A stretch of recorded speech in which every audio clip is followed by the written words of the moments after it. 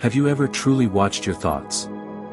Not just heard them, but watched them? Because here's a truth most people miss. Welcome to Wake Up Call. Today we are gonna learn something new. The power of the mind. You live where your thoughts live.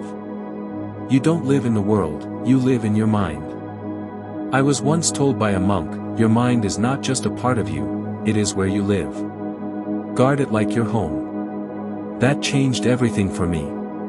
There was a monk I met during my time in a quiet monastery tucked in the hills. He had no possessions, no distractions. Just one robe, one bowl, and one mission, master the mind. One morning I asked him, "Why do you wake up at 4 a.m. every day just to sit in silence?" He smiled gently and said, "Because every day the world tries to move into my mind without permission. If I don't clean it first, I'll live in someone else's chaos." That hit deep. And now I'll ask you the same question.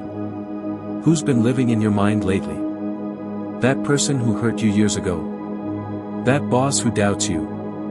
That voice that says you're not enough?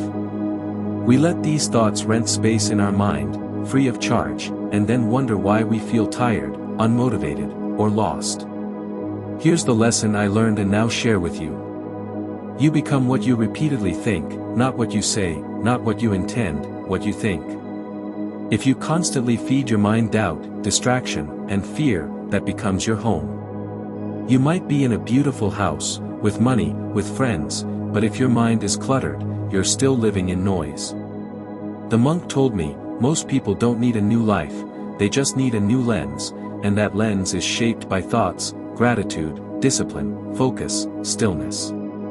These aren't just ideas, they're mental furniture. Decorate your mind with the things that serve your soul. So how do we do it? How do we actually train our mind? It starts with awareness, just like a monk watches his breath. You start by watching your thoughts. Ask yourself, is this thought helping me? Did I choose this? Or did someone plant it in me? Would I speak this to someone I love?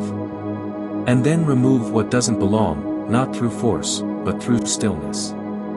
You don't fight darkness, you turn on the light. Your light is intention, discipline, mindfulness.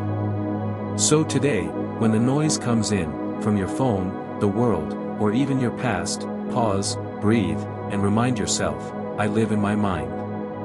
I decide who stays.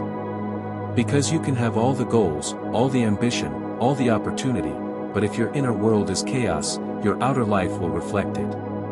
The monk told me one last thing before I left. The mind is like water. When it's still, you can see clearly. But when it's disturbed, you're lost in the ripples. Be still. Be aware. Because where your thoughts go, your life follows.